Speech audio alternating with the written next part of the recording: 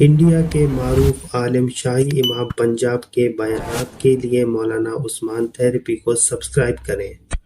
कुछ पॉलिटिकल मैं आपसे पूछना चाहूँगा कि कहीं ना कहीं मुस्लिम लीडरशिप जो है इस्लामी लिहाज से देखा जाए या पॉलिटिकल लिहाज से देखा जाए देश भर में बहुत ज़्यादा इसकी कमी महसूस की जा रही है। आप क्या विचार रखते हैं इस मामले में? असल में क्या है कि हमारे प्यारे नबी हज़रत मोहम्मद रसूलुल्लाह सल्लल्लाहु अलैहि वसल्लम जो थे उन्होंने तमाम तरीक़ों से ज़िंदगी गुजारने का तरीक़ा हम सबको अता फ़रमाया जी।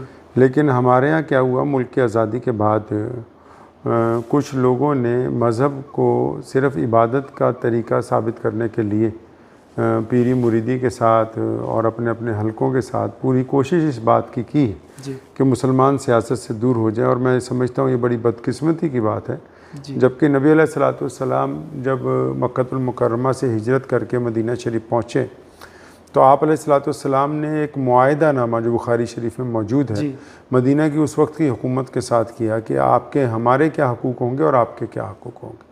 तो मैं समझता हूँ कि बड़ी हद तक मुल्क के जो मुसलमान सियासतदान हैं या बड़े मौलवी हजरात हैं ये मेरा ख्याल ज़ाहिरी तौर पर चाहते ही नहीं कि मुसलमान सियासत में आए, क्योंकि एक बहुत शेर है अल्लामा आमिर उस्मानी रहमतुल्लाह अलैह का, वो फरमाते हैं कि चमन के वो खुद परस्त माली जिन्हें ख़िज़ां रास आ गई हो, वो क्यों कर ये दुआ करेंगे चमन में फसले बहार आए, मताए गुलशन कुछ ऐसी बाँटी मेरे वफ़ादार दोस्तों ने, न उनके दामन में फूल पहुँचे न मेरे दामन में खार आए। यानी जो बागीचा होता है ना, वो जब उजड़ जाता है तो उसमें एक माली होता है जो सिर्फ़ उसकी जायदाद की हिफाजत के लिए हम रख देते हैं तो लेकिन उस माली को इतने फल मिल जाते हैं हर साल उस बागीचे में से कि वो ये चाहता ही नहीं कि कभी ये दोबारा से हरा भरा हो और भी लोग इसमें आएँ।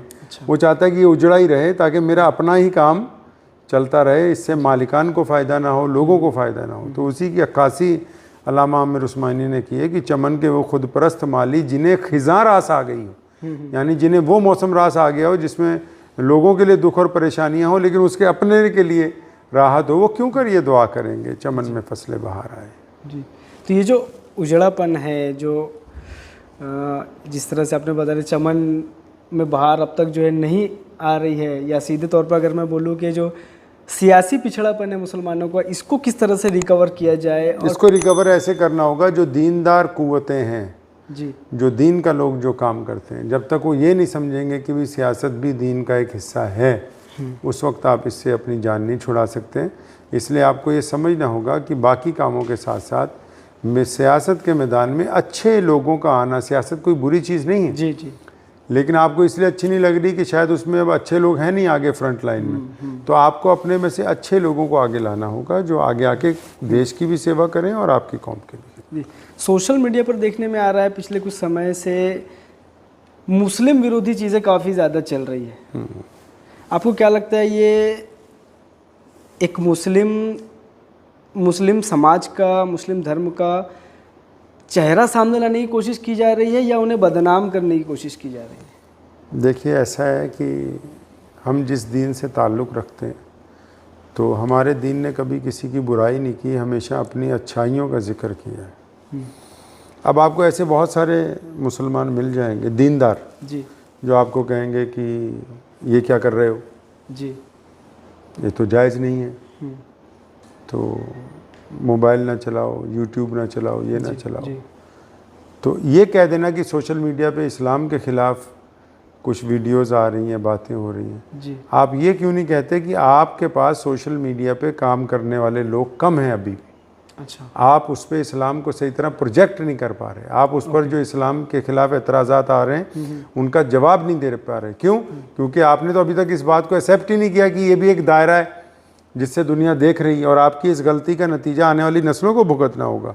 जब उनके सामने सारा कुछ डाटा की जंग है कि इंटरनेट के ऊपर क्या किसके पास पड़ा है, अब गंदगी भरती जाएगी और अच्छाई वाले बोले कि हम तो इसलिए छुपेंगे, हमें ये अच्छा ही नहीं लगता।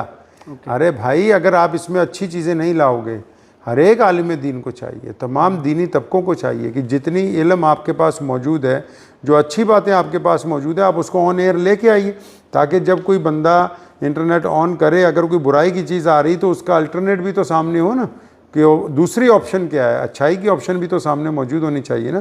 तो इसलिए सोशल मीडिया बुरे लोगों के बोलने की वजह से ख़राब नहीं है, चुप लोगों के खामोश रहने की वजह से आपको ख़राब महसूस हो रहा है।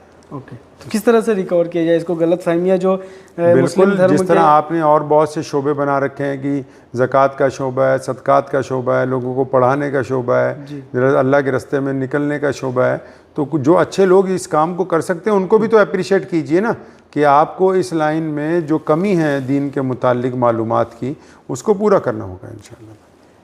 अगला सवाल मैं पूछूंगा कि इस्लामी तालीम जो मदारिस में, मसाजिद में, मकतब में जो हम हमारे बच्चे जो सीख रहे हैं, इस्लामी तालीम और जो दुनियावी तालीम जो स्कूल कॉलेजेस आज जिसमें कहीं ना कहीं हम बहुत दूर तो नहीं लेकिन काफ़ी पीछे ज़रूर है, इसको किस तरह से संतुलित किया जाए कि भाई आने वाले समय में जिस तरह से दूसरी कौमें आगे बढ़ चढ़कर हर जगह पर हर डिपार्टमेंट में बैठे हुए, उस तरह से मुस्लिम कम्युनिटी किस तरह से अपने आप को रिप्रेजेंट करे?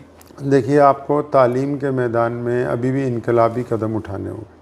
अगर आप पिछले 75 साल की बात करते हैं तो मैं ये कहूँगा कि पिछले 75 सालों में मुसलमान जो हैं हर एक काम में आगे बढ़े हैं, पीछे नहीं हटे हैं, चाहे वो तालीम का हो, चाहे वो माशी तौर पे हो, इखलाकी तौर पे हो। लेकिन हाँ, ये ज़रूर मानना होगा कि रफ़्तार बहुत कम है, जितनी होनी चाहिए उतनी रफ़्तार नहीं है। तो इसको बढ़ाने के लिए मदारिस हैं, मसाजिद हैं, इस्लामी कमेटी हैं, तो उनको अपने दायरे के हिसाब से, अगर आपके बच्चे अंग्रेज़ी स्कूलों में पढ़ते हैं तो शाम को 2 घंटे उनकी दीनी तालीम का इंतज़ाम कीजिए। अगर आपके ज़्यादा बच्चे इस्लामी मदारिस के अंदर पढ़ रहे हैं तो उनकी कंप्यूटर एजुकेशन की, उनकी दूसरी तालीम की फ़िक्र कीजिए, ताकि जब तक आप दोनों को पैरेलल लेके नहीं चलेंगे। देखिए, दुनिया की तालीम आपको पैसे कमाना सिखाती है, दीन की तालीम आपको हलाल और हराम की तमीज़ सिखाती है। तो मैं समझता हूँ कि दोनों उलूम का बैक वक्त बच्चों को पढ़ाना वो हमारे लिए नहायत ज़रूरी है।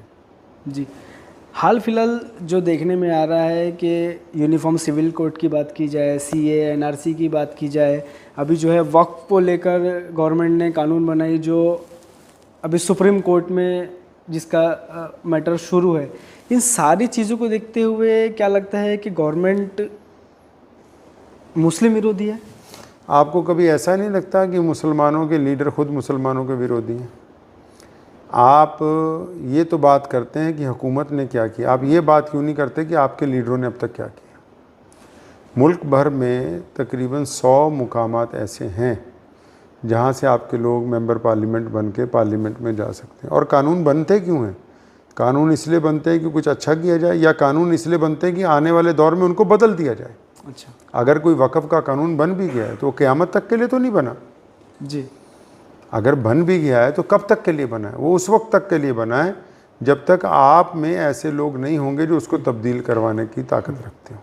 तब्दील कैसे होगा? जब आप लोग पार्लियामेंट में अपनी हाज़िरी लगाएंगे। हम क्या कर रहे हैं? हम सिवाय एहतजाज के कोई काम ही नहीं कर रहे।